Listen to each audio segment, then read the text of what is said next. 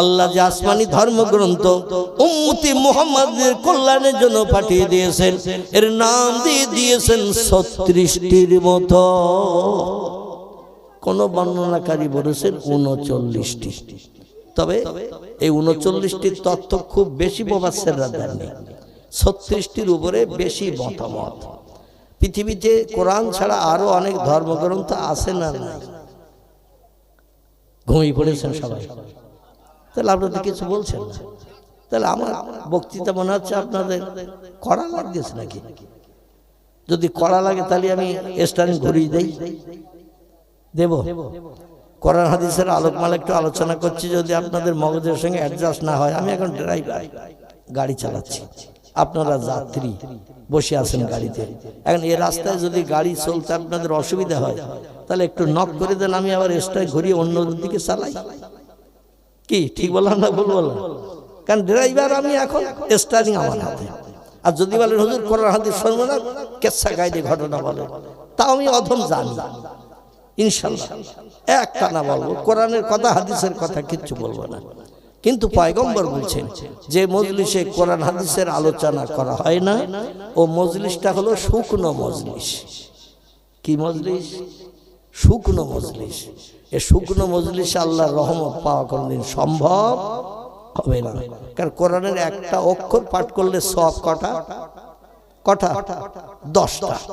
এই জন্য যিনি পড়বেন তারও নামামলে থলিতে জুটবে 10টা সওয়াব। যারা শুনবেন এদের কটা? 5টা তো নাকি? হ্যাঁ, আহা, কত বড় দামি কিতাব! যিনি শুনবেন, পড়তে হবে না, কানে শুনলে তারও আমলনামা থলিতে সওয়াব জুটবে 10টি। জোরে বলুন সুবহান। তাহলে কোরআন শোনা ভালো না খারাপ? ভালো। তাহলে আরেকটু এগিয়ে যাই সামনের দিকে নাকি? আমি কিন্তু সেই 3টি আমলের কথা বলেছিলাম, মনে আছে তো? আছে তো নাকি? না সব তাবারুকে চলে গেছে, নাউজুবিল্লাহ। আলহামদুলিল্লাহ, মনে রাখবেন আমার ভাইরা। পৃথিবীতে যত ধর্মগ্রন্থ আছে, কারবা নাম বেদ, কারবা নাম পুরাণ, কারবা নাম গীতা, কারবা নাম ভগবত, কারবা নাম রামায়ণ, কারবা নাম মহাভারত, কারবা নাম গ্রন্থ সাহেব, কারবা নাম অনুসংহিতা, কারবা নাম উপনিষদ, কারবা নাম তৌরিত, কারবা নাম জব্বুর, কারবা নাম ইনজিল। এভাবে যত ধর্মগ্রন্থ দেখতে পাই, অধিকাংশ ধর্মগ্রন্থের নাম এসেছে একটি করে। কটি বললাম? একটি করে নাম এসেছে। বেদের নাম বেদ, আর কোনো নাম নাই। যদিও পরবর্তীতে একটি নাম এসেছে শ্রুতি। পুরাণের নাম পুরাণ, একটাই মাত্র নাম। গীতার নাম গীতা, একটাই মাত্র নাম। ভগবতের নাম ভগবত, একটাই মাত্র নাম। রামায়ণের নাম রামায়ণ, একটাই মাত্র নাম। মহাভারতের নাম মহাভারত, একটাই মাত্র নাম। জেন্দাবাস্তার নাম জেন্দাবাস্তা, একটাই মাত্র নাম। গ্রন্থ সাহেবের নাম গ্রন্থ সাহেব, একটাই মাত্র নাম। মনুসংহিতার নাম মনুসংহিতা, একটাই মাত্র নাম। উপনিষদের নাম উপনিষদ, একটাই মাত্র নাম। তৌরিতের নাম তৌরিত, একটাই মাত্র নাম। জব্বুরের নাম জব্বুর, একটাই মাত্র নাম। ইনজিলের নাম ইনজিল। বর্তমানে নাম দেখা দিয়েছে 3টি। কটি? ইনজিলের নাম বর্তমান 21 শতাব্দীর যুগ পর্যন্ত ইনজিলের একটি নাম নাই, এর নাম হয়েছে এখন 3টি। আল্লাহ পাঠিয়েছিলেন যে ইনজিল কিতাব ঈসা নবীর কাছে পয়গম্বর মুহাম্মদ রাসূল আগমনের 500-700 বছর আগে। কত বলা? 600-700 বছর আগে আল্লাহ একজন পয়গম্বর পাঠিয়েছিলেন মিশর সিরিয়ার দেশে। এনার নাম ছিল ঈসা রুহুল্লাহ, যিনি বিনা বাপে জন্মগ্রহণ করেছিলেন মা মরিয়মের পেটে। জানেন তো নাকি? বিনা স্বামীর ঔরসে সন্তান জন্ম দিয়েছিলেন মরিয়ম। এই ঈসা নবীর কাছে আল্লাহ আসমানে একটি কিতাব পাঠিয়েছিলেন। কিতাবটির নাম হলো ইনজিল। ভাষাটি ছিল সুরিয়ানি ভাষা। কি ভাষা? বর্তমানে সেই সুরিয়ানি ভাষার ইনজিল তামাম পৃথিবী খুঁজলে পাবেন না, পৃথিবী থেকে বিলুপ্ত হয়ে গেছে। তো এই ইঞ্জিলের অনুসারী যারা পৃথিবীতে, Japan, German, England, Holland, Poland, ইতালির মানুষ, এরা সব অধিকাংশ ইঞ্জিলের অনুসারী। এদের ইংরেজিতে বলা হয় খ্রিস্টান, বাংলা ভাষা আমরা বলি খ্রিস্টান। এরা এখন এই ইঞ্জিলের নতুন একটা সংস্করণ করেছে। ওদের মাতৃভাষা ইংরেজিতে, জাপান, জার্মান, ইংল্যান্ড, হল্যান্ড, পোল্যান্ডের মানুষ, ওদের মাতৃভাষা ইংরেজি। তা সুরানি ভাষা আল্লাহ পাঠিয়েছিলেন যে ভাষায়, এমন করে তৌরাত বা জব্বুর আল্লাহ পাঠিয়ে দিয়েছিলেন এই পৃথিবীতে। আমার আল্লাহ পাক রব্বুল আলামিন হিব্রু ভাষায়, হিব্রু সে ভাষাও পৃথিবী থেকে উড়ে চলে গেছে। তাম পৃথিবীতে কোথাও খুঁজলে পুরনো তৌরাত জব্বুর খুঁজে পাবেন না, দুনিয়ায় নাই। তো ইঞ্জিলের অনুসারীরা পৃথিবীতে বর্তমানে যারা উচ্চ শিক্ষিত, হাজারে হাজার জন শিক্ষিত, 100-র ভিতরে 100 জন শিক্ষিত, ইংরেজদের ভিতরে একটা মূর্খ নাই। যত মূর্খ সব আমাদের মুসলমানদের ভিতরে। জোরে বলুন একটু নাউজুবিল্লাহ। ছেলে মেয়েদের আমরা শিক্ষা দিই না, জ্ঞান অর্জন করাই না। আল্লাহ নবী উতলুবুল ইলমা ওয়ালাউ কানা ফিস-সিন, শিক্ষা অর্জনের জন্য, জ্ঞান অর্জনের জন্য যদি সুদূর চীন দেশে যেতে হয় তাও যাও, শিক্ষা অর্জন করো, জ্ঞান অর্জন করো। কারণ শিক্ষাই হলো জাতির মেরুদণ্ড। কোনটা ন্যায়, কোনটা অন্যায়, কোনটা ভালো, কোনটা মন্দ, কোনটা সত্য, কোনটা মিথ্যা, কোনটা হক, কোনটা না হক, এটা যাচাই করা যাবে শিক্ষার মাধ্যম দিয়ে। কিন্তু আমরা শিক্ষার ধারে পাশে যাই না, যার কারণে পৃথিবীতে যত সম্প্রদায়ের মানুষ আছে তারা এখন মুসলমানদের চেপে ধরেছে, আগামীতে আরো ধরবে। যদি আমরা শিক্ষার প্রচার প্রসার না ঘটাই, এসডিও যদি আমাদের কেউ না থাকে, বিডিও যদি কেউ না থাকে, এমন করি হাকিম যদি কেউ না থাকে, জজ ব্যারিস্টার যদি কেউ না থাকে, ওদের জাতের জন্য ওরা চিন্তা ভাবনা নেবে, সাহায্য সহযোগিতা করবে। আর আমরা তো সেখানে কেউ নাই, আমাদের চরম বিপদে পড়তে হবে না, হবে না, হবে না, হবে না। কারণ আমরা তো সেখানে কেউ নাই, প্রতিবাদ করার মতো আমাদের কেউ নাই, আমরা তো সেখানে যাই না, দাঁড়াই না। এই জন্য একতরফা আইন চলছে। আর একতরফা আইন চলার কারণে সব থেকে বেশি বিপদে পড়ছে এখন আমার জাত, আমার কওম মুসলমান। কথাটা ঠিক বললাম না ভুল বললাম? আমার ভাইরা, এই পৃথিবীতে খ্রিস্টানিরা ওদের মাতৃভাষা ইঞ্জিলের অনুবাদ করলো। অনুবাদটির নাম দিল ওল্ড টেস্টামেন্ট। কি নাম বললাম? ওই সুরিয়ানি ভাষা থেকে ওদের মাতৃভাষা ইংরেজিতে একটি বই লিপিবদ্ধ করলো, যার ইংরেজি নাম দিয়েছিল বাইবেল। কি নাম? বাইবেল। এই বাইবেলটার নাম দিয়ে পরবর্তীতে দেখলো বাইবেলের কিছু কিছু আইন খুব কড়া কড়া। আগের যুগের মানুষ হায়াত বয়স পেত বেশি, খাবার দাবার খেত নামি দামি, প্রোটিনওয়ালা, ভিটামিনওয়ালা খাবার খেত। এখন তো সব ভেজালে পরিপূর্ণ, খুব বেশি আমাদের গায়ে শক্তি ক্ষমতা নাই, বেশি দিন বাঁচার সুযোগ নাই। এই জন্য কড়া কড়া আইন বাইবেলের মেনে চলা সম্ভব হবে না।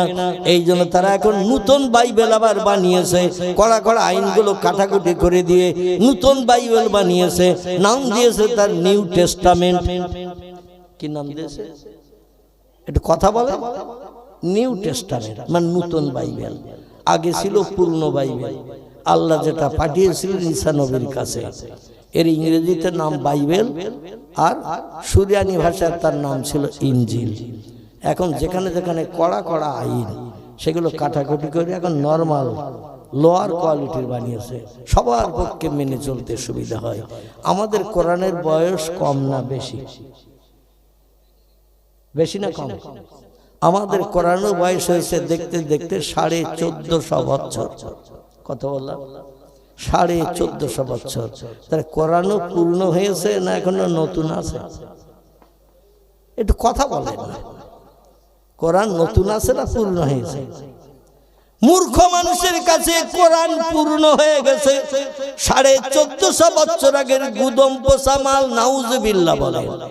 কিছু কিছু মুসলমান এমন মন্তব্য করে চায়ের দোকানে বসে, অতীতকালে 1450 বছর আগে, 1500 বছর আগের কোরআন মডার্ন যুগে, বিজ্ঞানের যুগে, শিক্ষার যুগে চলবে না, ও গুদম পচা হয়ে গেছে। একটু চিল্লায়ে বলুন নাউজুবিল্লাহ। আল্লাহ বলেন বিশ্ববাসী বয়সক্রমে সব ধর্মগ্রন্থ পূর্ণ হবে, এটা ঠিকই। যে কোনো জিনিস নূতনের একটা মর্যাদা মহব্বত থাকে। 2-4 বছর 20 বছর হয়ে গেলে সেই জিনিসের আর নূতনের মতো কদর মহব্বত থাকে। আমার কোরআনের বয়স হয়েছে 1450 বছর। বাইবেলের মতো যেন ধারণা করিও না, বেদের মতো ধারণা করিও না, পুরাণের মতো ধারণা করিও না, গীতার মতো পূর্ণ হয়ে গেছে ধারণা করো না, জেন্দামস্তার মতো ধারণা করো না। আমি কোরআনে যে 36টি নাম দিয়ে তোমাদের ঘরে পৌঁছে দিয়ে দিয়েছি, কিয়ামত পর্যন্ত যত সমস্যার সম্মুখীন হবে, যত বিপদে মুসিবতে পড়বে, এক একটা সমস্যার সমাধানের জন্য আমার কোরআন এক একটা নাম নিয়ে তোমাদের ঘরে চলে গেছে। এক একটা নামের মাধ্যম দিয়ে এক একটা সমস্যার সমাধান করে উম্মতে মুহাম্মাদি তোমাদের মুখে হাসি ফুটাবে। একটু চিল্লায়ে বলুন সুবহানাল্লাহ, নারায়ে তাকবীর, নারায়ে তাকবীর। আল্লাহ বলছেন আমি কোরআনের একটি নাম দিয়েছি মজিদ। কি নাম? কোরআন মজিদ একটা নাম আছে না নাই? আছে না নাই? কোরআন মজিদ, কোরআন শরীফের উপর পৃষ্ঠা দেবেন একটা গোল চক্র আঁকা থাকে, দেখেছেন? উপরের কভারটা মাথায় দেখবেন, উপরের কভারের মাঝখানে একটা গোল চক্র আঁকা থাকে, এর ভিতরে নাম লেখা থাকে 3টি মতান্তরে 4টি। কটি বললাম? ধর্মগ্রন্থ কোরআনের 4টি নাম ওই মাঝখানের গোল চক্রের ভিতরে লিপিবদ্ধ থাকে। একটা নাম কোরআন শরীফ, একটা নাম লেখা থাকে কোরআন মজিদ, একটা নাম লেখা থাকে ফুরকানুল হামিদ। জোরে বলুন একটু সুবহানাল্লাহ। একটা নাম লেখা থাকে কোরআন শরীফ। আল্লাহ বলছেন কোরআন মজিদ বলে আমি তার একটি নাম দিয়ে পাঠিয়েছি। আরবিতে মজিদ শব্দের বাংলা অর্থ হলো নূতন, নূতন, নূতন। 2000, 5000, 10,000 বছর বয়স হলো আমার কোরআন উম্মতে মুহাম্মাদীদের কাছে পূর্ণ হবে না। যতদিন পশ্চিম দিকে সূর্যোদয় না হবে আমার কোরআন উম্মতে মুহাম্মাদীদের কাছে মজিদ নামের মর্যাদা রক্ষা করে থাকবে। মজিদ শব্দের বাংলা অর্থ হলো নূতন, নূতন, নূতন। আমার কোরআন পুরানো হবে না। জোরে বলুন একটু সুবহানাল্লাহ। আল্লাহ বলছেন কোরআনে আরেকটি নাম দিয়েছি দোয়া। ও বান্দা বান্দিরা, এলাকার মেম্বার তোমার পক্ষে না, প্রধান তোমার পক্ষে না, গ্রামের মোড়ল তোমার পক্ষে না, থানার ওসি তোমার পক্ষে না, পাড়া প্রতিবেশী সব এক পক্ষে, তুমি আলাদা আর এক পক্ষে। কোথায় যাবে তুমি? কার কাছ থেকে সমস্যার সমাধান করে তোমার চেপে ধরেছে মৌপকার মতো চতুর্দিক থেকে। আল্লাহ বলছেন কোরআনে একটি নাম দিয়েছি দোয়া। ও বান্দা, রাতের ঘুম হারাম করে বিবি বাচ্চার মায়া ছেড়ে শান্তি সজ্জায় লাথি মেরে তুমি একটু যায় নামাজে দাঁড়িয়ে যাও। রাত্র দ্বীপ প্রহরের পরে আমি একটি নামাজ তোমাদের জন্য কোট করে দিয়েছি মনোবাঞ্ছা পূর্ণের জন্য। জোরে বলুন একটু সুবহানাল্লাহ। কোরআনের 15 পারা। কত পারা? 15 পারা। সূরাটির নাম হলো সূরাতুল বনি ইসরাঈল। কি নাম বললাম? সূরা বনি ইসরাঈল। আল্লাহ সেখানে একটি নামাজের নাম কোট করে দিয়েছেন। সেই নামাজের নামটি হলো ওমিনাল লাইলি ফাতাহাজ্জাদ বিহি নাফিলাতাল লাক। জোরে বলুন আল্লাহু আকবার। আর একটু জোরে বলুন আল্লাহু আকবার। আপনাদের কাছে একটু মালঞ্চর ভাইদের কাছে জিজ্ঞাসা করি, আল্লাহর ফরজ হুকুম নামাজ ক ওয়াক্ত? ক ওয়াক্ত? 5 ওয়াক্ত। আচ্ছা, 5 ওয়াক্ত নামাজ ছাড়া আর নামাজ আছে? আছে। আল্লাহ বলছেন আমার দুনিয়ায় বাস করতে গেলে আমার নেয়ামত তুমি খেয়ে পৃথিবীতে উদারপূর্ণ করে খেয়ে বেঁচে থাকতে গেলে আমার দেওয়া অনুদান বিবি বাচ্চা নিয়ে সংসার জীবনে জীবন যৌবনে খোদা নিবৃত্তি করে সুখে সমৃদ্ধিশালী জীবন গঠন করে থাকতে গেলে ও বান্দা, মুয়াজ্জিনের এই 5 ওয়াক্ত আযান ধ্বনির মান্যতা দিতে হবে। এই 5 ওয়াক্ত নামাজ অবশ্য কর্তব্য। প্রত্যেকটি বালেগ বালেগা নারী পুরুষের জন্য আমি ফরজ করে দিয়েছি। জোরে বলুন একটু সুবহানাল্লাহ। যত পুরুষ যত নারী আছে সকলের জন্য 5 ওয়াক্ত নামাজ আমি ফরজ করেছি। কখন থেকে? মেয়েদের যেখান থেকে প্রতি মাসের একটা রোগ হয়, ইংরেজিতে যারে মেন্স বলে, আরবিতে যারে হায়েজ বলে, বাংলায় যারে ঋতুবতী বলে, মাসে মাসে মেয়েদের একটা রোগ হয় 2-4 দিনের জন্য। এই রোগ যখন থেকে মেয়েদের শুরু হবে প্রথম, ওইখান থেকে মেয়েটা হলো বালেগা, সাবালিকা। আর ছেলেদের যখন থেকে স্বপ্নদোষ শুরু হবে, আমি শরীয়তের ফতোয়ার কিতাবের কথা বলছি, ফতোয়ায়ে হেদায়া, ফতোয়ায়ে দুররে মুহতার, ফতোয়ায়ে কাজী খান, ফতোয়ায়ে মহিদ, ফতোয়া আলমগীর, ফতোয়ায়ে এমন করে স্বামী, ফতোয়ায়ে মারাকিউল ফালা, বিখ্যাত বিখ্যাত ফতোয়ার কিতাবে লেখকেরা একমত হয়ে লিপিবদ্ধ করেছেন যে তথ্য, সেই তথ্যটা আপনাদের কাছে পরিবেশন করছি।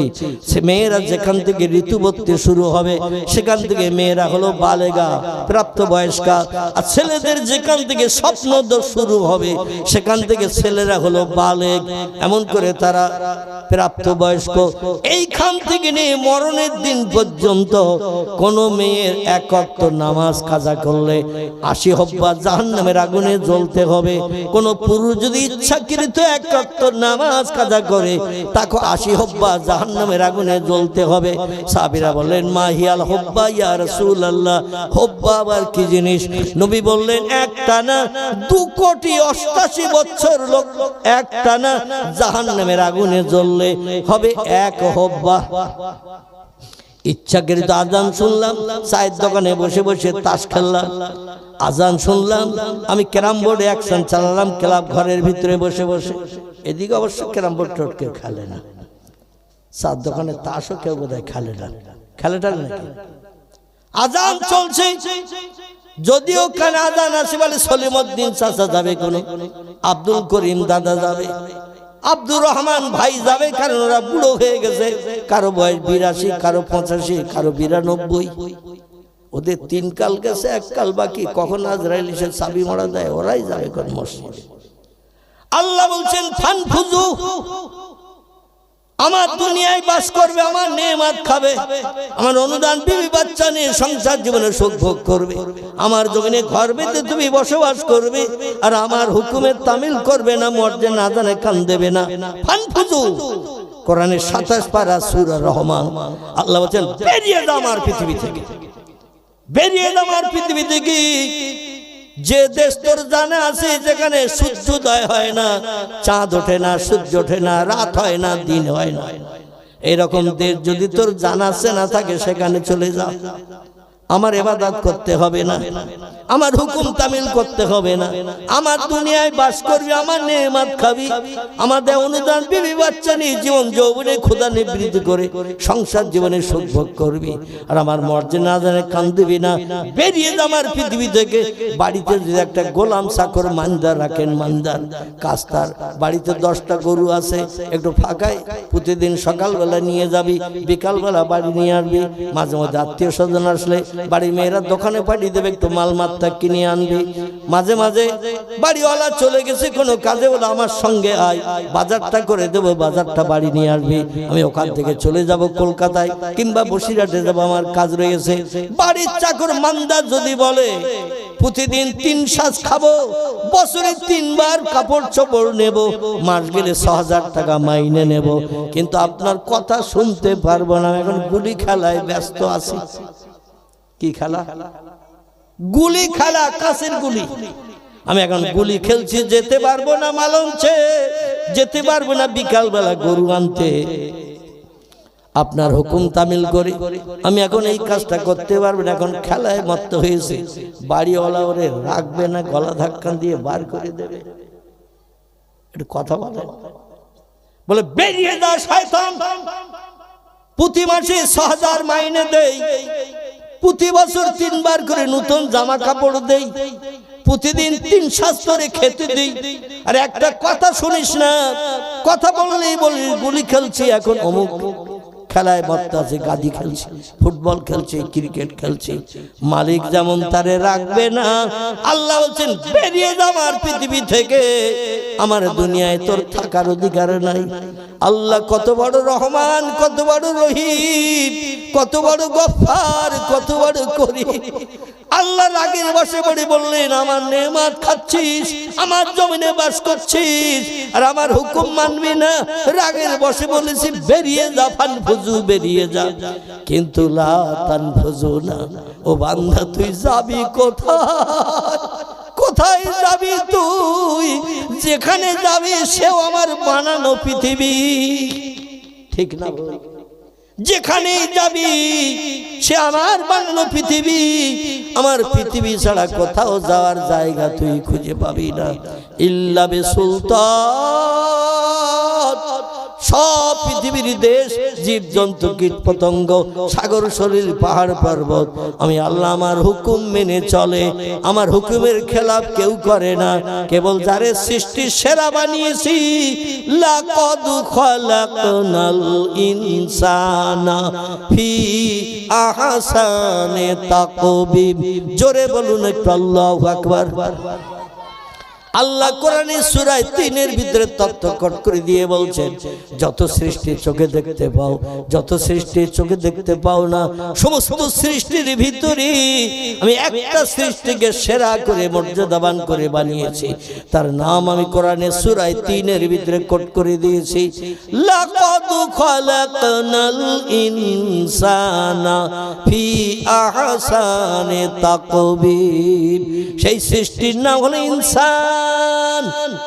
আরবিতে যার নাম হলো ইনসান, ইংরেজিতে তার নাম হলো ম্যান, বাংলায় তার নাম হলো মানুষ। মানুষ মানুষ আল্লাহ হচ্ছে যত সৃষ্টি পৃথিবীতে বাস করে সব সৃষ্টির ভিতরে আমি সেরা করে বানিয়েছি মানুষকে।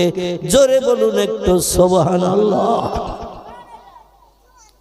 আল্লাহ দুনিয়ায় বাস করতে গেলে আল্লাহর হুকুম, মালিকের কথা গোলাম চাকরের মানতে হবে না? হবে না? আমরা আল্লাহর গোলাম চাকর মানদার কিনা একটু কথা বলেন। আল্লাহর গোলাম চাকর মানদার। আল্লাহ বলছেন ওমা খলাকতুল জিন্না ওয়াল ইনসা ইল্লা লিয়াবুদুন। ও মানুষ আর জিন তোমাদের দুটো জাতিকে পৃথিবীতে পাঠিয়েছি কেবল আমার ইবাদতের জন্য। মুয়াজ্জিন যখন আজান দেবে সব কাজে লাথি মেরে দেবে, বিবি বাচ্চার মায়া ছেড়ে দেবে, বিছানা সজ্জা থেকে উঠে পড়বে, আমার জন্য একটু জমিনে কপাল ঠেকিয়ে সিজদা করবে। তিরমিজি শরীফের হাদিস। ছোট্ট একটা তথ্য দিই তাহলে আপনাদের বুঝতে আরো সুবিধা হবে। তথ্যটি হলো এই, ইমাম আবু ঈসা তিরমিজি রাহমাতুল্লাহ আলাইহি ওনার লিখিত হাদিসের কিতাব নাম হলো তার শামাইলে তিরমিজি। এই তিরমিজি শরীফের ভিতরে পয়গম্বর বলছেন বান্দারা যখন তাকবীর তাহরিমা বেঁধে নামাজে যখন দাঁড়িয়ে যায়, নিয়ত করে দাঁড়িয়ে যায়, ইমামের পিছনে দাঁড়িয়ে থাকলো, ইমাম সূরা কেরাত পড়ছে, মুক্তাদিরা পিছনে দাঁড়িয়ে শুনছে। আল্লাহ কোরআনে বলছেন অরকাউ মার রাকিন, ইমাম যদি রুকুতে যায় তোমরাও রুকুতে যাও, ওয়াসজুদু মাস সাজিদিন, ইমাম যদি সিজদায় যায় ইমামের দেখা দেখি তোমরাও সিজদায় যাও। ইমাম যদি ডাইনে বামে সালাম ফিরায় আসসালামু আলাইকুম ওয়া রাহমাতুল্লাহ, আসসালামু আলাইকুম ওয়া রাহমাতুল্লাহ, ইমামের দেখা দেখি তোমরাও সালাম ফিরাও। ইমামের নামাজ কবুল হয়ে গেলে টোটাল মুক্তাদিদের নামাজ আমি আল্লাহ কবুল করে নেব। জোরে বলুন সুবহান। কারণ ইক্তেদাই তু বিহাজাল ইমাম, ইমামের অনুকরণ করেছে যারা পিছনে দাঁড়িয়ে। ইমামের নামাজ কবুল হয়ে গেলে আমি মুক্তাদিদের নামাজও কবুল করে নেব। এখন ইমাম যখন সিজদায় যায় কিছু পড়ে না, চুপ করে থাকে। ইমাম যখন রুকুতে যায় কিছু পড়ে না, চুপ করে থাকে, মাজা হাট করে পড়ে। আমার ভাইরা, তিরমিজি শরীফের হাদিস, পয়গম্বর বলছেন ইমামের দেখা দেখি আমার কোন উম্মত যদি সিজদায় চলে যায়, সিজদায় চলে যে কপালে ধুলা লাগালো, নাকে খড় দিল, নাকটা জমিনে লাগাতে হয় না? হয় না? আমাদের আল্লামা রুহুল আমিন রাহমাতুল্লাহ আলাইহি তিনি তার লিখিত কিতাবের ভিতরে লিপিবদ্ধ করে দিয়েছেন জরুরি মাসাইলের ভিতরে, নামাজ শিক্ষার ভিতরে আলগা করে দেখবেন। আগে লাগা, এই বাচ্চা এরা তো শুনবে না, লোকে শুনতেও দেবে না। সরি বস, আরো সরাই যাবে, ওরা 13 হাত দূরে সরে যায়, এক জায়গায় রেখো না। মানে ইবলিস শয়তান ও নিজে তো শুনবে না, আর যারা শুনবে তাদের শুনতে দেবে না বলে ও বাচ্চাদের ভিতরে আসর করে। মিনাল জিন্নাতে ওয়ান নাস, কোরআনের সূরা নাসের ভিতরে আছে না, মিনাল জিন্নাতে ওয়ান নাস। আল্লাহ বলছেন জিনেদের ভিতরেও শয়তান থাকে, মানুষের ভিতরেও শয়তান থাকে। শয়তান এই বাচ্চাদের ফেভার করে নিয়ে ওদের দিয়ে গল্প গুজব চালাচ্ছে, মানুষ যাতে ভালো শুনতে না পায়, বুঝতে যাতে অসুবিধা হয়। কারণ বুঝলে তো জান্নাতে যাবে, শয়তান জাহান্নামে একা ফুটতে চায় না। এজন্য আমাদের সবাইকে নিয়ে যেতে চাই। আল্লাহ শয়তানের হাত থেকে আমাদের হেফাজত করুন, সকলে বলুন আমিন। পয়গম্বর বলছেন বান্দারা যখন সেজদায় যায়, আল্লামা রুহুল আমিন রাহমাতুল্লাহির কথা বলছিলাম, তিনি জরুরি মাসালার ভিতরে লিখেছেন, নামাজ শিক্ষার ভিতরে তত্ত্ব দিয়েছেন, সেজদায় গেলে আগে লাগাতে হবে কপাল। কি লাগাতে হবে? আগে লাগাতে হবে কপাল, পরে লাগাতে হবে নাক। ওটার সময় আগে নাক তুলতে হবে, পরে কপাল তুলতে হবে। আমরা কিন্তু অনেকে এসব তথ্যগুলো অবগত নই। ঠিক বললাম না ভুল বললাম? ওঠার সময় কিন্তু আগে নাক উঠাতে হবে, পরে কপাল, কপাল তুলতে হবে শেষে। আর প্রথমে সেজদায় গেলে আগে লাগাতে হবে কপাল, পরে লাগাতে হবে নাক। এই সেজদায় যে আল্লাহর বান্দারা যখন তাসবিহ পাঠ করে, সুবহানা রাব্বিয়াল আলা, সুবহানা রাব্বিয়াল আলা। আপনারা মালন সেবাদা অন্য পড়ে, এখানে অন্য পড়ে তো নাকি? তাম পৃথিবীতে যত মসজিদ, সব মসজিদের তাসবিহ একই। ঠিক না ভুল? সব দেশের মসজিদের তাসবিহ একই, কোন জায়গায় দুই দুই নাই। জোরে বলুন একটু সুবহান। তিরমিজি শরীফের হাদিস, পয়গম্বর বলছেন কোন বান্দা যখন সেজদায় চলে যায়, দুই চোখের পাশে দুটো হাত রেখে চোখ দুটো আড়াল করে রাখে, বাইরের দৃশ্য দেখা থেকে বঞ্চিত করে দেয়, চোখ যাতে বাইরে দেখতে না পায়।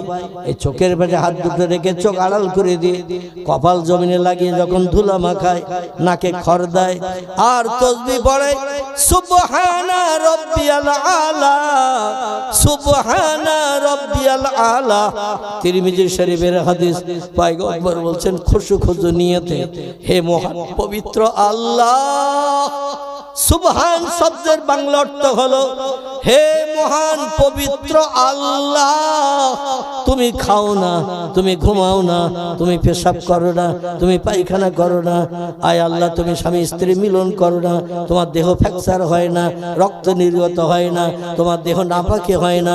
তুমি অতীতে ছিলে পবিত্র, বর্তমানে আছে পবিত্র, ভবিষ্যতে থাকবে পবিত্র, না নাপাকি হবে ভবিষ্যতে?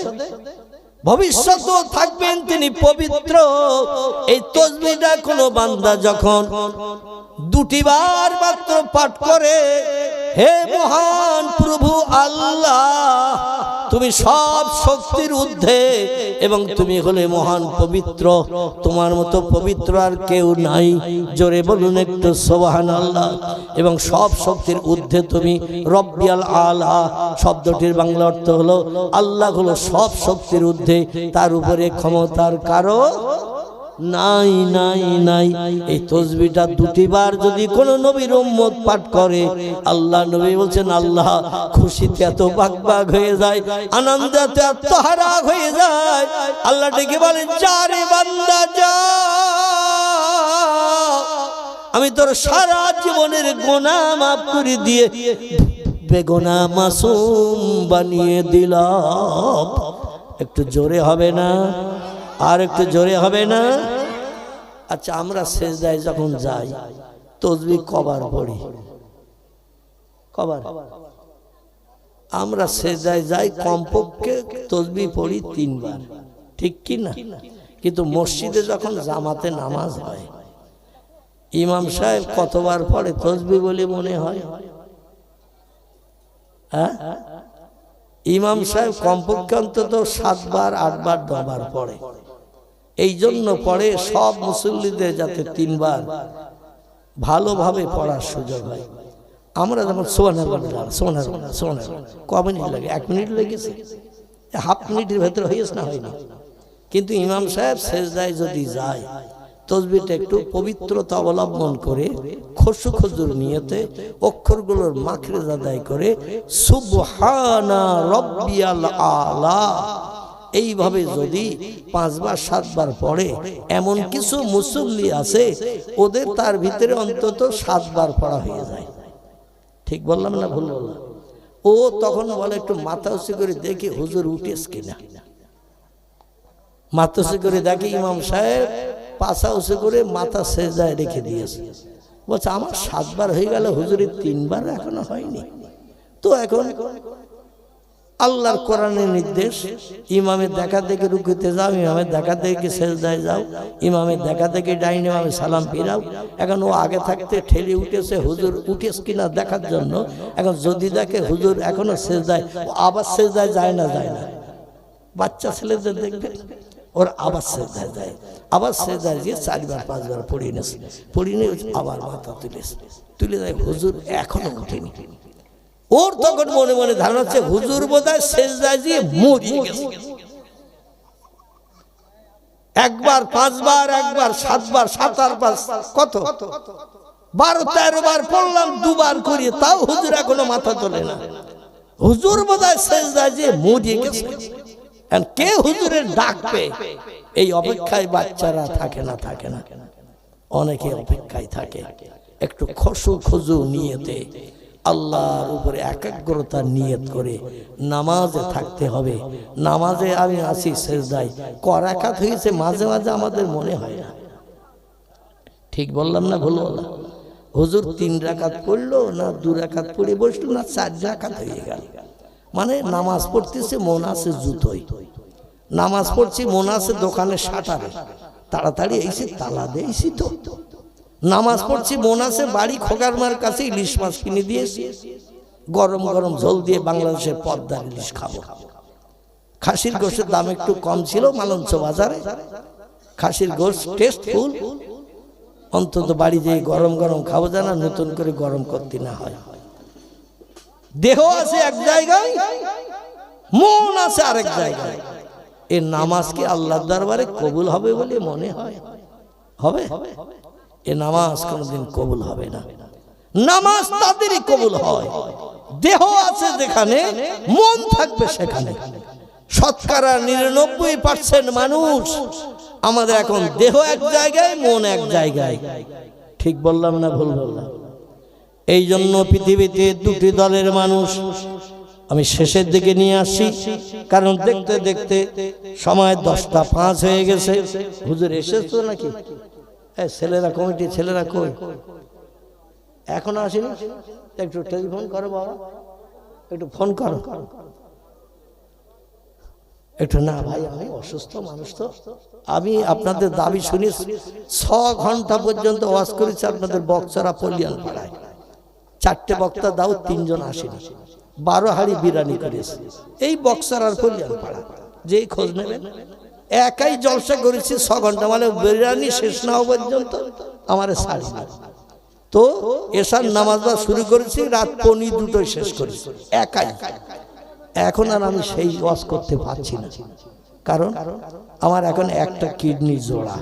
আপনাদের সকলের পেটে 2টো কিডনি, আমার এখন একটা।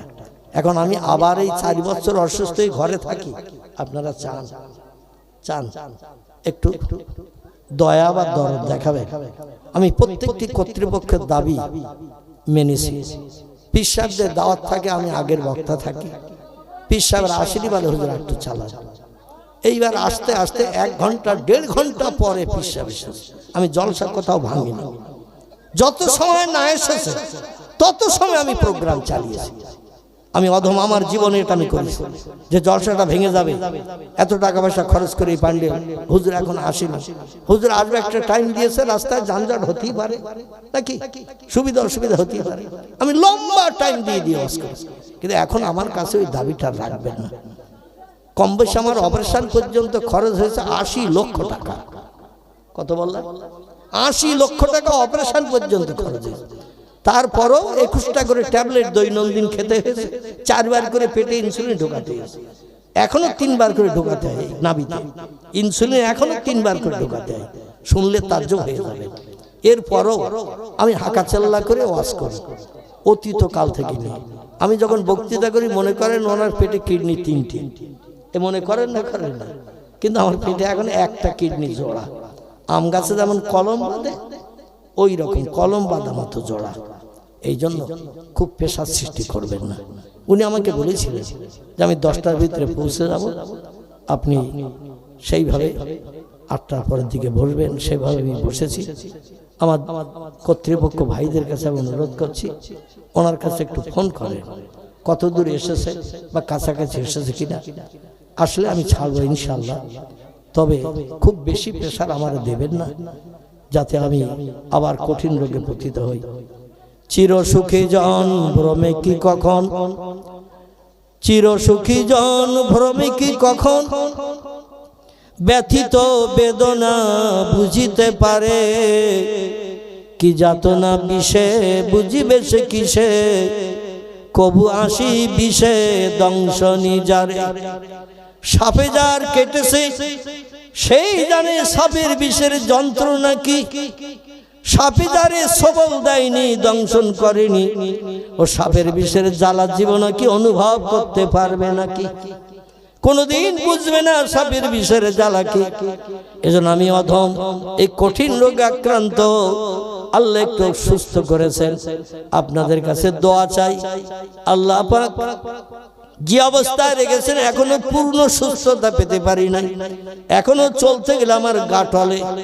আমি কিছুটা পথ হেঁটে হেঁটে আসছিলাম মেন রোড থেকে, টলাটলি করছিলাম। 2 জন ভাই ছিল আমার সঙ্গে, সম্ভবত মরহুম বাড়িওয়ালার জামাই, জানার বাড়ি খেড়িয়া, উনি ছিলেন আমার সঙ্গে। তো আমি হাঁটতে পারছিলাম না, তো ওনার হাত ধরে ধরে বাকি রাস্তাটা ওইটা। হ্যাঁ এসেছে নাকি? আচ্ছা ঠিক আছে, মোটা একটু আশ্বাস করি, অসুবিধা নেই।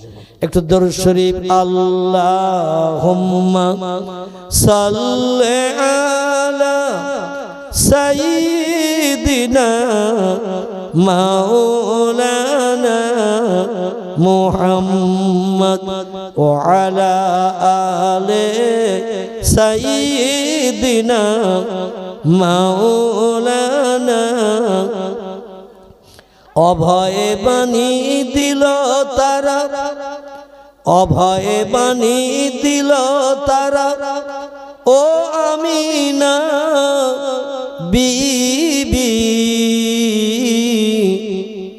শিশু পুত্র তোমার হবে শেষ জামানার নবী। যে শিশুকে দেখে তারা, যে শিশুকে দেখে তারা রাসূল মেনে গেল, সেই নবীরই মোহাব্বতে দরুদ মোমেন পড়ো। আল্লাহুম্মা সাল্লি আলা সাইয়্যিদিনা মাওলানা মুহাম্মদ ওয়া আলা আলি সাইয়্যিদিনা মাওলানা মুহাম্মদ। আসুন শেষ সংক্ষেপের দিকে এগিয়ে চলে যাই। আল্লাহ পাক কোরআনে সূরা বাকারায় জানিয়েছেন, মান আমানা বিল্লাহি ওয়াল ইয়াউমিল আখিরে ওয়া আমিলা সালিহান। আমি বক্তৃতার প্রারম্ভে এই আয়াতটা দিয়ে আমি বক্তৃতার সূচনা শুরু করেছিলাম।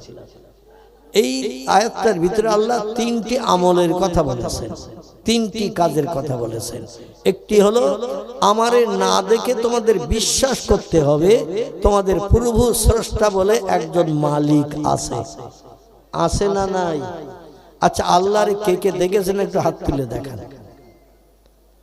পৃথিবীতে একজন ব্যক্তি দেখেছে, আমি বক্তৃতার মাঝখানে বলেছিলাম, তার নাম হলো মুহাম্মাদুর রাসূলুল্লাহ সাল্লাল্লাহু আলাইহি সাল্লাম।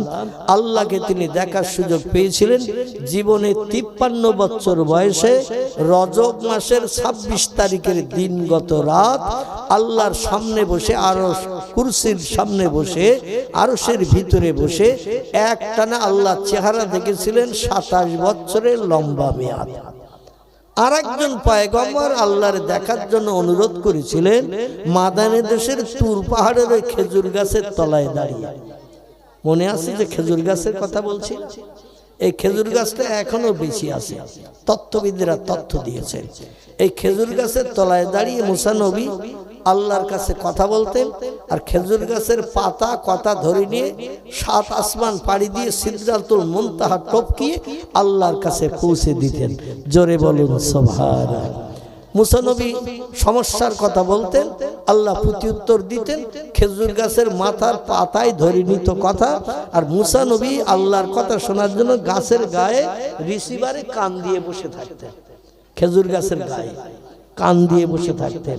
আমরা এখন মাঝে মধ্যে মোবাইলে রিসিভারটা কানে ধরি না আওয়াজটা শোনার জন্য। আগে দেখবেন ল্যান্ড ফোন যখন হয়েছিল, একটা লম্বা মার্কা বেকার রিসিভার ছিল না, মুখের কাছে একটা কথা বলতো আর একটা কানে শোনা যেত। ল্যান্ড ফোন এখন আর নাই, আগে ছিল। তো যাই হোক, এই রকম উনি গাছের গায়ে কান দিয়ে বসে থাকতেন।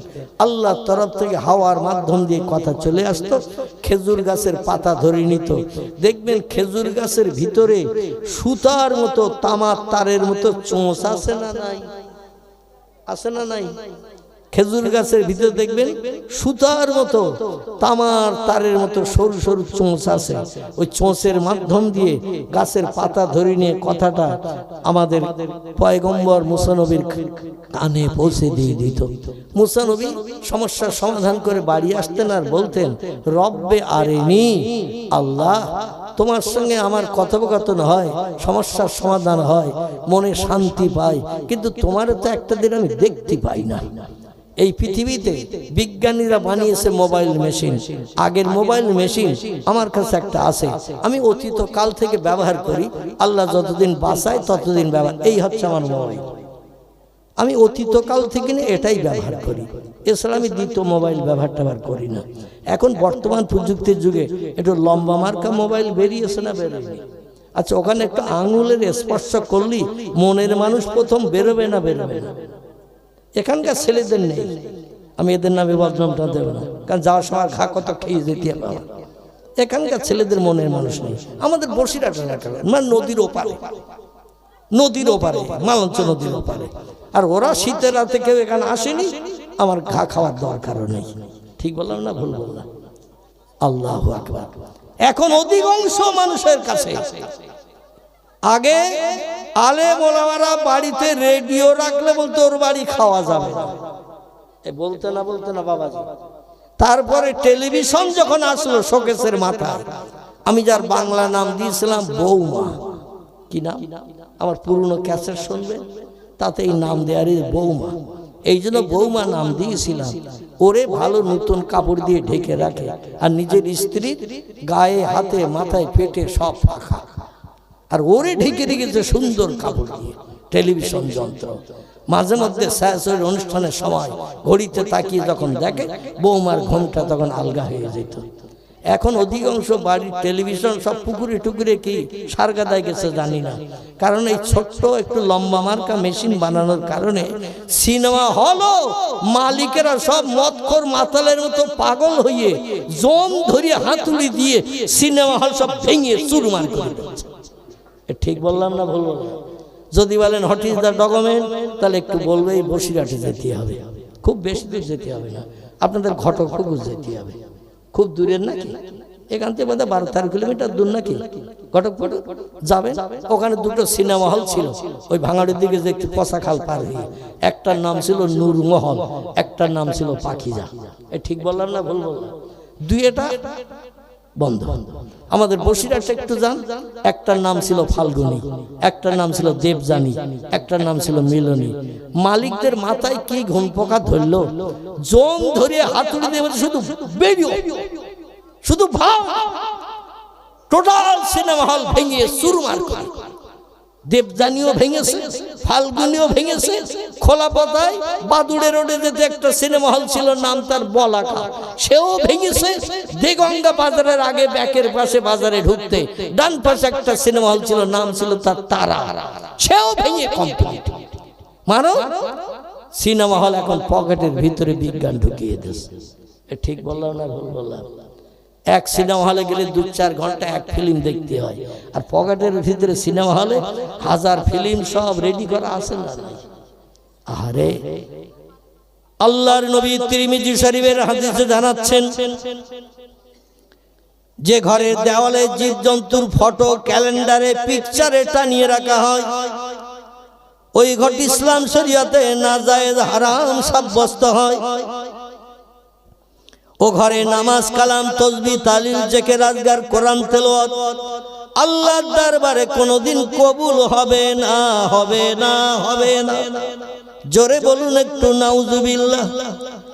ক্যালেন্ডারে পিকচারে যদি কোনো মানুষের ফটো, জীবজন্তুর ফটো, মাছের ফটো, চলমান জীবজন্তুর ফটো যদি ক্যালেন্ডারে টানিয়ে রাখা হয়, একটা বাচ্চা রোগী আর একটা বাচ্চা ডাক্তার দুই কানে স্টেথোস্কোপের বেকা নল ঢুকিয়ে দিয়ে টাকার মতো মেশিন নিয়ে একটা বাচ্চা আর একটা বাচ্চার ট্রিটমেন্ট করতে, রোগী দেখতে।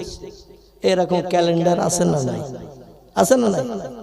আমাদের মেয়েরা দেখবেন ঘরে যখন শোকেস নিয়ে আসে, শোকেসের ভিতরে দেখবেন সাজিয়ে রাখে মাঝখানের কাছে একটা বাঘ, বাঘের সামনে হরিণ, আর এক জায়গায় রেখেছে বিড়াল, তার সামনে রেখেছে ইঁদুর, আর এক জায়গায় দেওয়ালের গায়ে প্রজাপতি, বড় থেকে ছোট কিংবা ছোট থেকে বড়, লাইনে লাইনে সাজানো আছে 13টা। অনেক বাড়িতে আসে না নাই? এই জীবজন্তুর ফটো যদি কোনো ঘরে শোকেসে রাখা হয়, বাঘ হরিণ ধরতে যাচ্ছে, বিড়াল ইঁদুর খেতে যাচ্ছে, বক কলসির ভিতরে মুখ ঢুকিয়ে এখন পানি খাচ্ছে কি শরবত খাচ্ছে আল্লাহই জানে। বগের সামনে কলসি বসিয়ে রেখেছে, আর বগ লম্বা মুখ ঢুকিয়েছে কলসির ভিতরে, কি খাচ্ছে আল্লাহই জানে। এখানকার মেয়েরা ভালো সব রাখে টাকে না, এখানকার মেয়েদের নামে বদনাম দেব না, কিন্তু আমাদের বসিরহাট এলাকার কথা বলছি। একটা সুন্দরবনের জঙ্গলের বাঘের মেকার বানিয়ে রাখা হয়েছে, সেখানে রাখা হয়েছে ইঁদুর, রাখা হয়েছে বিড়াল, রাখা হয়েছে খরগোশ, রাখা হয়েছে বিভিন্ন জীবজন্তু ঘরের সৌন্দর্য শ্রীবৃদ্ধির জন্য। ও মা বোনেরা, আপনি যদি নামাজি হন, কোরআন তেলাওয়াতকারী হন, আপনার পরিশ্রম বেকার চলে যাবে গো মা, কোনদিন আপনার ইবাদত আল্লাহর দরবারে কবুল হবে না। এখন এই মোবাইল যদি চালু করেন, এর ভিতরে ঢোল তবলার বাজনি বাজে না, বাজে না? নাসেই শরীফের হাদিস, আল্লাহ নবী বলছেন যে ঘরে ঢোল তবলার বাজনি বাজে, ওই ঘর ইসলাম শরীয়তে নাজায়েজ হারাম সাব্যস্ত হয়। নবী বলছেন আমি বাজনি হারাম করতে এসেছি, কারণ বাজনির মাধ্যম দিয়ে শয়তান আমার উম্মতদের পাগল বানায়। হারমোনিয়াম, সেতারা, ঢোল তবলা, বিভিন্ন বাজনি, কাশি, পিয়ানো আছে না, বিভিন্ন বাজনি। এই সমস্ত বাজনি যদি মোবাইলের ভিতরে জোরে যদি আওয়াজ হয়, ঘরে যদি বাজে, ও ঘর আল্লাহর রহমতের ঘর হবে না, ও ঘর হবে গজবের ঘর। আল্লাহর আসমানি গজবের জন্য অপেক্ষা করতে হবে। আল্লাহ আমাদের হেফাজত করুন, সকলে বলি আমিন। আমার ভাইরা, পৃথিবীতে দুটি দলের মানুষ আল্লাহর আপন বানিয়েছিলেন, আল্লাহর কাছে যেটা চেয়েছেন সেটা পেয়েছেন।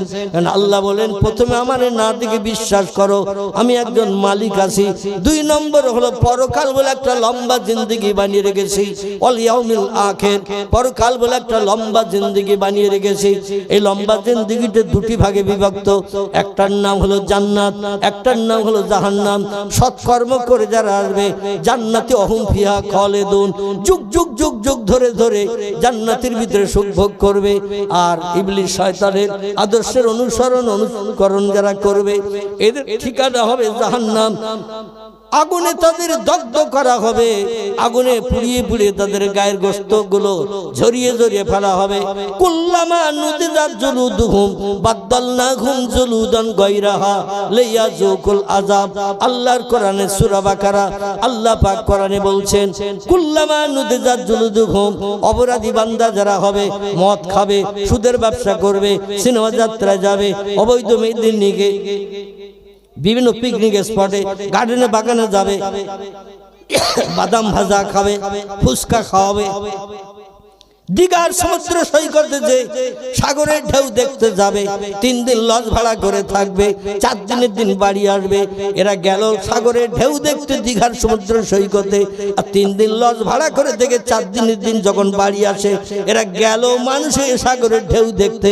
বাড়ি আসছে যখন, এরা মানুষ হয়ে আসছে না, পশু হয়ে বাড়ি আসছে। কথা বলতে হবে। গিয়েছে সাগরের ঢেউ দেখতে যুবক যুবতী দীঘার সমুদ্র সৈকতে, মুকুটমণিপুরে, দার্জিলিং এ বেড়াতে গেল, বিভিন্ন জায়গায় বেড়াতে গেল, 2 দিন 3 দিন 4 দিন লজ ভাড়া করে রাতের বেলা থাকলো। গেল মানুষ হয়ে দেখতে, বাড়ি আসে যখন তখন মানুষ হয়ে আসে না, পশু হয়ে আসে। কি হয়ে আসে? পশু পশু পশু। আল্লাহ কোরআনে বলছেন উলাইকা কাল আনআম, ও মানুষ তোমাদের সৃষ্টি শ্রেষ্ঠ করে বানিয়েছে বটে, কিন্তু তোমরা হলে চতুষ্পদ জন্তুর সমতুল্য। উলাইকা কাল আনআম, তোমরা চতুষ্পদ জন্তুর সমতুল্য। বালহুম আদল, বরং তার থেকেও তোমরা নিকৃষ্ট। জোরে বলুন একটু নাউজুবিল্লাহ। আপনাদের কাছে জিজ্ঞাসাবাদ করি, পশুরা মায়ের মর্যাদা দেয়, বোনের মর্যাদা দেয়? একটু হুহা করবেন তো? দেয়? নানির দাম দেয়, দাদির দাম দেয়, নিজের মেয়ের দাম দেয়। পশু পশু, হাঁস মুরগি গরু ছাগল ইঁদুর কুকুর বিড়াল, ওরা যে কোনো নারী পশু পেলে পুরুষ পশুরা জীবন যৌবনের ক্ষুধার তাপ দিয়ে নিবৃত্তি করে না? করে না? ছেলে মারে নিয়ে ব্যভিচার করে, ভাই বোনকে নিয়ে ব্যভিচার করে, এখনো করে। ঠিক বললাম না ভুল বললাম? আল্লাহ যে তোমাদের জন্য গাইড বুক জীবন বিধান দিয়েছে, নাম হলো তার আল কোরআন।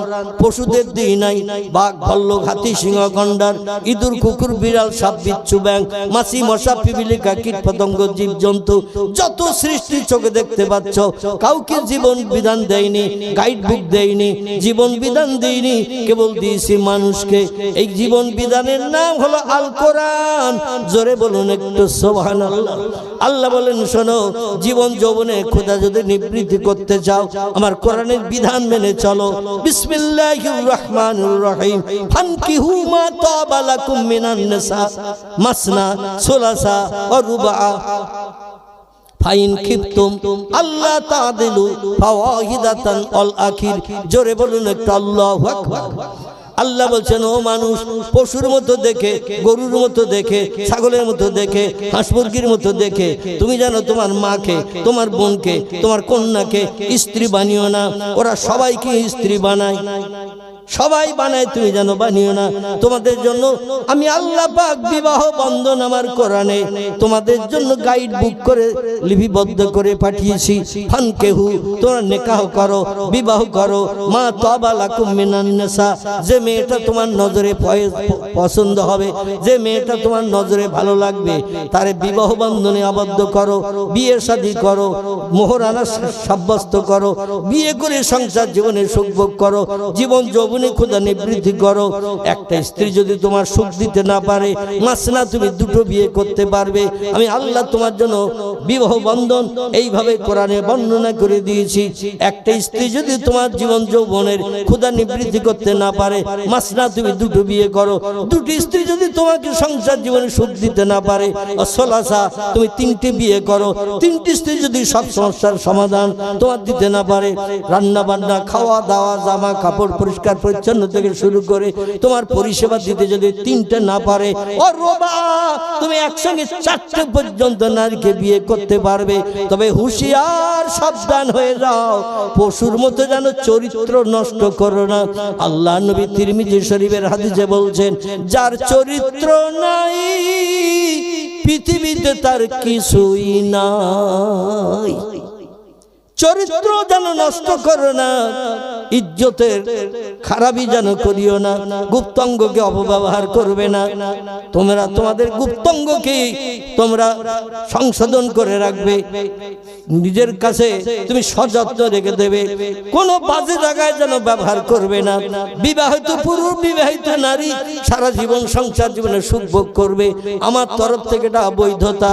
তবে আল্লাহ বলছেন, ফাইন খিফতুম, যদি তোমাদের ভয় হয়, যদি তোমাদের চিন্তা হয়, আল্লাহ তাদের তাদেলু, আমি বিয়ে করেছি 4টি, সবাইকে যদি সমান চোখে দেখতে না পারি, কাউরে কাছে টানবো, কাউরে দূরে ঠেলে দিয়ে রাখবো, কাউকে বেনারসি স্বর্ণ কাতান সাউথ ইন্ডিয়ান শাড়ি দেব, কাউরে বিধবার শাড়িও নসিবে জুটবে না। কোন স্ত্রী ঘরে বাংলাদেশের পর্দার ইলিশ, এলাকার বড় বড় লম্বা ট্যাংরা মাছ বাজার করে দেব, পুরান স্ত্রীর ঘরে পচা চিংড়িও যাবে না, এটা যেন তোমার দ্বারা না হয়। তোমার নতুন স্ত্রী চেহারা ভালো, দেখতে সুন্দরী, তার গা গরম হয়েছে, মালঞ্চ বাজার থেকে এমবিবিএস ডাক্তার ডেকে নিয়ে ট্রিটমেন্ট চলছে, আর পুরান স্ত্রী 6 মাস নিউমোনিয়া টাইফয়েডে গ্রামের পূর্ণ ঘরে পড়ে রয়েছে, তার দিকে একবার হেতুরে ডাক্তার পর্যন্ত গেল না। এটা যদি হয়, অপেক্ষা করো কবরে আসা পর্যন্ত। কবরে যেদিন আসবে সেদিন গম কোটা করে তোমার আটা বানিয়ে ছেড়ে দেয়া হবে। কি কোটা হবে? গাব কোটা করা হবে। গম কুটি যেমন আটা বানানো হয় তেমন আটা বানানো হবে। সব স্ত্রীকে সমান চোখে দেখতে হবে, কাউকে কাছে টানবে, কাউরে দূরে ঠেলে দেবে, এটা কোনোদিন হবে না, হবে না, হবে না। আমাদের পয়গম্বর মুহাম্মদ রাসূলুল্লাহ একসঙ্গে মদিনার দেশে স্ত্রী নিয়ে লালন পালন করেছিলেন, সংসার চালিয়েছিলেন 9টি। কটি? নবীজির একসঙ্গে বিবি ছিল 9টি। আল্লাহ নবীর জন্য স্পেশাল বৈধতা দিয়েছিলেন, কিন্তু কোন স্ত্রী কি স্বামীর বিরুদ্ধে কোনো মন্তব্য করেছে? আর আমাদের দেশে যদি 2টো বউ কারো বাড়ি থাকে, দেখবেন তাদের ঘরে ছাদের কার্নিশে কাক আসে বসবে না। ঠিক বললাম না ভুল বললাম? তাদের ঘরে ছাদের কার্নিশে কাক এসে বসবে না, যদিও কাক উড়ে এসে বসে, ও 2 জায়ের 2 সতীনের ওই ঝগড়া দিকে বলে আল্লাহ পালা, কখন আমারে ঝাড়বে তার ঠিক ঠিকানা নাই। কারণ মেয়েরা হলো বেকাহারের তৈরি, এরা সব জিনিসের ভাগ অপরকে দিতে চায়, একটা জিনিসের ভাগ কাউকে দিতে চায় না। সেটা কিসের ভাগ বলেন? হ্যাঁ, স্বামীর ভাগ। সব জিনিসের ভাগ দেবে, কিন্তু একটা জিনিসের ভাগ কাউকে দেয় না, সেটা হলো স্বামীর ভাগ। এই জন্য এক স্বামীকে সবাই টানতে চায়।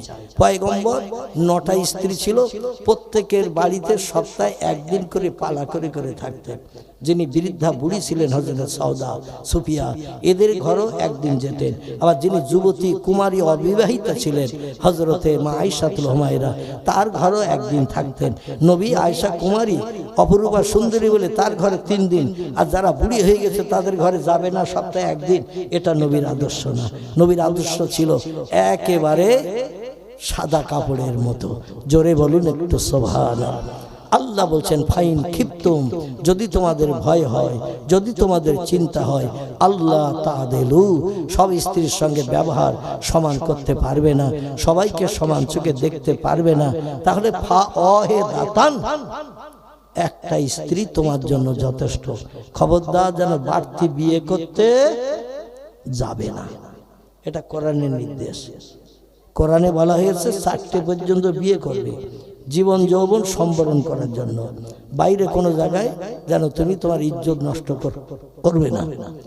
তবে যদি 4টি স্ত্রীকে সমান চোখে দেখতে না পারো, সমান ব্যবহার করতে না পারো, ফাওয়াহিদাতান, একটা স্ত্রী তোমার জন্য যথেষ্ট।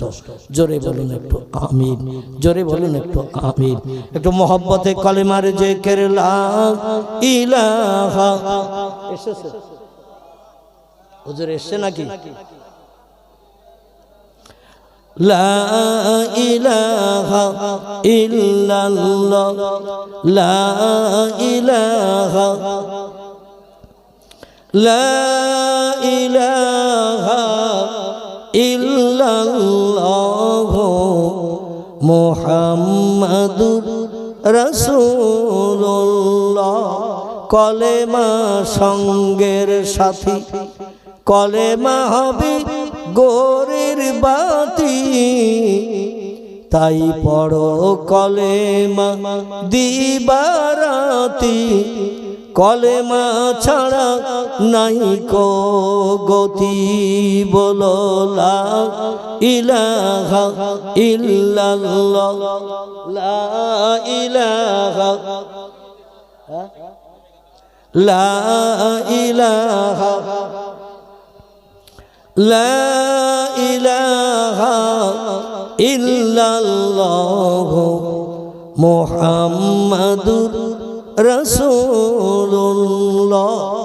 আল্লাহ বলছেন কুল্লামা নুদিজাত জুলুদুহু, দুনিয়ায় যারা মদ খাবে, সুদের ব্যবসা করবে, সিনেমা যাত্রায় যাবে, রেডিও টেলিভিশন ভিডিও নিয়ে আনন্দ ফুর্তি করবে, অবৈধ নারীর সঙ্গে জীবন যৌবনের খেলা করবে, গরিব এতিমের হক ফাঁকি দিয়ে খাবে, কোন ব্যক্তির প্রাণ নাশ করে তার বিবি বাচ্চাকে বিধবা এতিম বানাবে, মিথ্যা কথা বলবে, চুরি ডাকাতি ছিনতাই গুন্ডামি করবে, তাদের ঠিকানা হবে জাহান্নাম।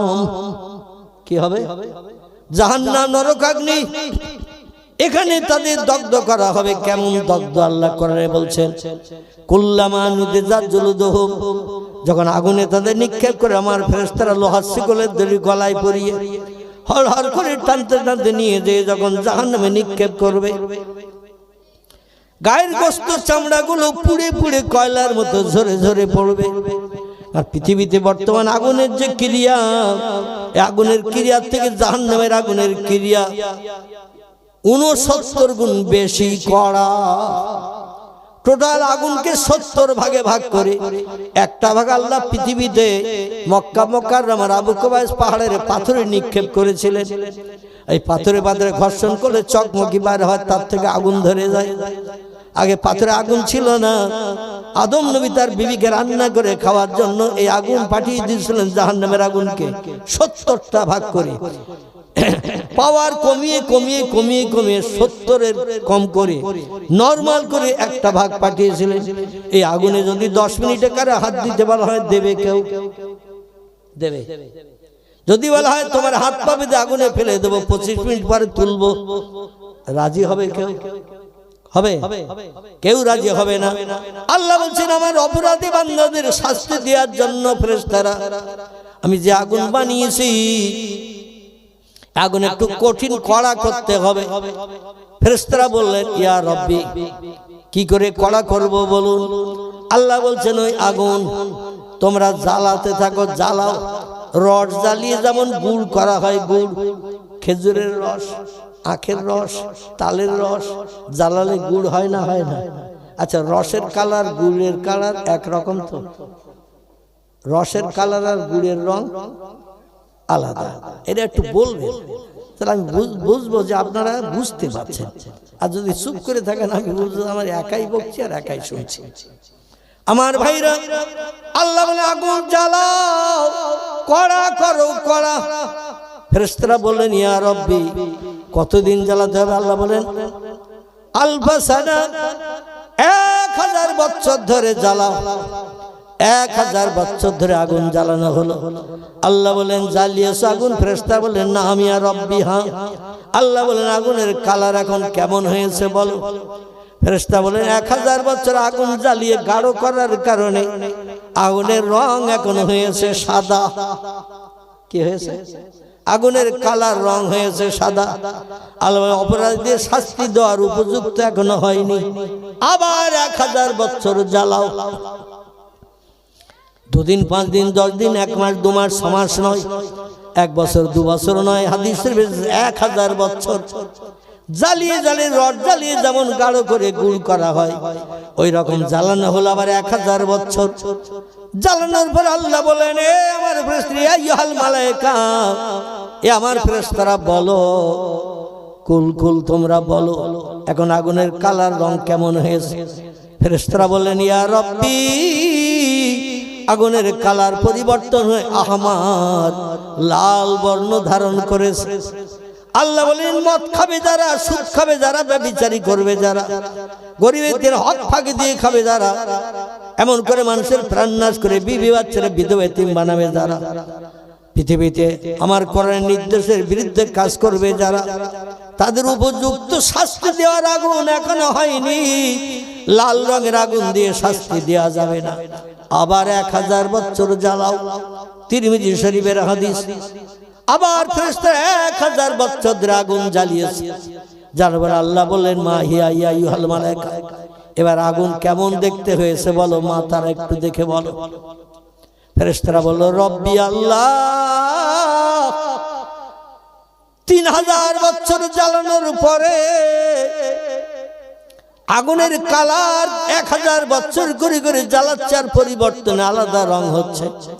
3000 বছর জ্বালানোর পর আগুনের কালার হয়েছে আসওয়াদ। আসওয়াদ আরবিতে যারে আসওয়াদ বলা হয়, বাংলায় তারে বলা হয় কালো। কালো কালো আল্লাহ আগুনের কালার হয়েছে এখন কালো। আল্লাহ বলেন অপরাধীদের জ্বালানোর জন্য উপযুক্ত হয়েছে, আর জ্বালাতে হবে না। ওই কালো আগুনের ভিতরে বান্দাদের ফেলে দেবে, পাশাপাশি বান্দা আগুনে জ্বলবে। লা ইয়ামুতু ওয়ালা ইয়াখরুজ ফিহা, ওই আগুনে জ্বললে মরণ কোনোদিন কারো হবে না, এবং কোনো বন্ধু এসে কাউরে বাইরে বার করে স্বস্তি দিতে পারবে না। অহম ফিহা খালিদুন, যুগ যুগ যুগ যুগ যুগ যুগ ধরে ওই জাহান্নামের আগুনে তারা দগ্ধ হতে থাকবে। জাহান্নামের আগুনে পড়লে মরণ কোনোদিন কারো হবে না, কোনো বন্ধু কাউরে বাইরে বার করবে না। এক কথা অপরাধের শাস্তি চলবে অটোমেটিক। জোরে বলুন একটু নাউজুবিল্লাহ। পৃথিবীর শ্মশানের চিতায় মরা মানুষ দেয়া হয় না, জেন্দা দেয়া হয়। শ্মশানের চিতায় হিন্দু ভাইদের ধর্মীয় বিধান, ওদের মরণের পরে সৎ কাজ করা হয় আগুনে পুড়িয়ে শ্মশানে। ঠিক ঠিক নাকি? ঠিক তো নাকি? আচ্ছা, মরা মানুষ যখন শ্মশানের চিতায় আগুন দিয়ে পোড়ানো হয়, আগুন দিয়ে যখন পোড়ানো হয় মরা মানুষ শিরা কষে ঠেলিয়ে ওঠে না, ওঠে না। দেখেছেন কেন? আমি তিন দিন আমাদের বসিরহাট জামরুলতলা শ্মশান ঘাটে বাচ্চা বেলায়, ছোটবেলায় বসিরহাট আমিনিয়া মাদ্রাসায় যখন পড়তাম, আমি তিন দিন যেয়ে দেখেছি। তখন প্রাচীর ছিল না, এখন প্রাচীর দেয়া হয়েছে। শ্মশান ঘাটের চতুর্দিকে ঘেরা হয়েছে, তখন প্রাচীরটি ছিল না, একেবারে নদী ধারে। ওই জামরুলতলা শৃঙ্খলার কাপড়ের দোকান থেকে সোজা সোজা সামনে গেলেই বামধারে শ্মশান ঘাট দেখবেন। তো যখন আগুনে মরা মানুষ পোড়ানো হয়, ও শিরা কষে ঠেলে ওঠে, আর নাতি নাতকুর ছেলে আপনজন এরা মদ খেয়ে পাগল হয়ে খেটে মুগুর নিয়ে দাঁড়িয়ে থাকে। ঠিক বললাম না ভুল বললাম? যদি বিশ্বাস না হয় একটু যাবেন বসিরহাটে, প্রায় দৈনন্দিন 2-5টা করে পুরানো হয়, একটু যাবেন, দিয়ে দেখবেন। আমার ভাইরা, আপনজন রক্তের সঙ্গে যাদের সম্পর্ক গাঢ়তর, মদ খেয়ে পাগল মার্কা হয়ে লম্বা লম্বা খেটে মুগুর লাঠি নিয়ে দাঁড়িয়ে থাকে। বলে, চাচা তুমি এখন ঠেলে উঠে বাড়ি যাবে? তুলসী তলা থেকে ঘুরিয়ে এনেছি, আর বাড়ি যাওয়া যাবে না, ব্যাংকের মালিক হওয়া যাবে না, কাকির স্বামী হওয়া যাবে না। ও চাচা, জায়গা জমির মালিক তুমি হবে না, বাড়ির মালিক আর হবে না, কারণ তুলসী তলা ঘুরিয়ে আনলে তার আর বাড়ি তোলা হয় না। তাই তুমি ঠেলে উঠছো বাড়ি যাবে বলে, আমাদের কাছে আছে লম্বা লম্বা খেটে লাঠি মুগুর, গুড়ুম গাড়াম মরণের পরও অ্যাকশন করে। ঠিক বললাম না ভুল বললাম? হাড়গুলো ভেঙে চুরমার করে দেয়, যাতে ঠেলে উঠে দৌড়িয়ে যেন আবার ঘরে না ঢোকে কাকা, ঘরে না ঢোকে কাকি, কেউ যাতে ঘরে ঢুকতে না পারে। তুলসী তলা থেকে ঘুরিয়ে নিয়ে যখন শ্মশানে নিয়ে যাওয়া হয়, এ লোককে আর ঘরে তোলা হয় না। আল্লাহ বলছেন, শোনো, মরা মানুষ আগুনে পোড়ালে ঠেলে ওঠে, আর আমার জাহান্নামের আগুন দুনিয়ার আগুনের থেকে 69 গুণ বেশি কঠিন কড়া করে বানিয়েছি। রংটা ঘোর কৃষ্ণ কালো বর্ণ করেছি। ওই আগুনে যখন তোমাদের গলায় লোহার শিকলের দড়ি পরিয়ে ফেরেশতারা গরু ছাগলের মধ্যে টেনে টেনে নিয়ে ওই জাহান্নামে যখন নিক্ষেপ করে দেবে, সেদিন তোমাদের আগুনে গায়ের গোশত চামড়াগুলো পুড়ে পুড়ে কয়লার মতো ঝরে ঝরে পড়বে। বাদদালনাহুম জুলুদান গায়রাহা, আবার নতুন নতুন গোশত চামড়া আমি আল্লাহ আমার হুকুমে তোমার গায়ে আবার তৈরি করা হবে। লিয়াযুকুল আযাব, আর নতুন নতুন আযাবের শাস্তি তোমরা জাহান্নামের আগুনে পেতে থাকবে, মরণ কোনোদিন হবে না। আবার জান্নাতি যারা হবে, কোটি কোটি কোটি কোটি কোটি কোটি বছর জান্নাতের ভিতরে হুরগেলেমানদের নিয়ে তারা সুখ ভোগ করতে থাকবে। জান্নাতি হুরগেলেমানদের বয়স আল্লাহর নবী বলছেন হাদিস শরীফে 18 বছর করে করা হবে। কান্না হুন্না ইয়াকুতু আল মারজান ফিহিন্না খায়রাতুন হিসান হুরুম মাকসুরাতুন ফিল খিয়াম। চিল্লায়ে বলুন আল্লাহু আকবার। আল্লাহ বলছেন এত রূপবতী যুবতী সুন্দরী নারীদের জান্নাতের ভিতরে আমি বানিয়ে রেখেছি। 18 বছরের যুবতী করে 3 লক্ষ বছর পেরিয়ে গেলে 18 বছরের মেয়ে 19 বছরে দেখাবে না, আবার 5 লক্ষ বছর পেরিয়ে গেলে 18 বছরের মেয়ে 16 বছর 17 বছরে দেখাবে না। যে চেহারায় প্রথম জান্নাতে ঢুকে দেখবে কোটি কোটি কোটি কোটি বছর একই চেহারায় থাকবে, তাদের নিয়ে জীবন যৌবনে ক্ষুধা নিবৃত্তি করবে, যৌবনে ক্ষুধা নিবৃত্তি করবে। এক একটা জান্নাতি পুরুষ আমার কোরআনের বিধান মেনে চললে আমি আল্লাহ পাক রব্বুল আলামিন তাকে 70টা করে জান্নাতি 18 বছরের হুর গেলে মান বরাদ্দ করে দেব উম্মতে মুহাম্মাদি পুরুষদের জন্য। একটু জোরে বলুন সুবহানাল্লাহ, নারায়ে তাকবীর। আল্লাহ বলছেন আমেলা সালেহান। 3 নম্বরের কাজ হলো ওই জান্নাতে যদি সুখ ভোগ করতে চাও, 18 বছরের যুবতী সুন্দরী হুর 70টা নিয়ে আনন্দ ফুর্তি যদি করতে চাও, ভালো মন্দ খেতে চাও, দুনিয়ায় যতদিন বেঁচে থাকবে একটু আমলে সলেহা নেক কাজ ভালো কাজ সৎ কাজগুলো করবে। ফালাহুম আজরুহুম ইনদা রাব্বিহিম, আমি তোমাদের পরওয়ারদিগার আলাম আমার সত্য কোরআনে তত্ত্বকট করে দিলাম, তোমাদের জন্য জান্নাতের ভিতরে আমি পুরস্কারে বিভূষিত করব। ফালা খাউফুন আলাইহিম, সেখানে কোনো ভয় থাকবে না, ওয়ালা হুম ইয়াহজানুন, সেখানে কোনো চিন্তাও করতে হবে না, সব সমস্যার সমাধান আমার কুদরতি হাতে হবে। জোরে বলুন একটু সুবহান। আমার ভাই এসে গেছেন আলহামদুলিল্লাহ। আমি বলেছিলাম যিনি নাসা পর্যন্ত চালিয়ে যাব, যাই হোক এসে গেছেন তিনি। দেখতে দেখতে 10:42 হয়েছে আমার ঘড়িতে, 11টা বাজতে যায়। যত সময় আপনারা থাকবেন উনি তত সময় ইনশাআল্লাহ ওয়াজ করবেন। রাজি আছেন না? ঘড়ির দিকে তাকাবেন। কি আল্লাহু আকবার, মানে রাত 12 বেজে গেছে বলে কম বলে চিন্তা যেন করবেন না। সুন্দর পরিবেশ বানিয়েছে, শুধু ওই দরজার মুখে একটা পর্দা দিলি বোধহয় একেবারে পুরো কোটোমার্কা ঘর হয়ে যেত নাকি। তো ওই দরজা দিয়ে ঢুকতে হবে, এই জন্য আর কোনো পর্দা টর্দা দেয়নি। আর আজকে হাওয়াও খুব কম আছে আলহামদুলিল্লাহ। আপনারা শুনতে থাকুন উচ্চ রবে মহব্বতে দরুদ শরীফ। আল্লাহুম্মা সাল্লি আলা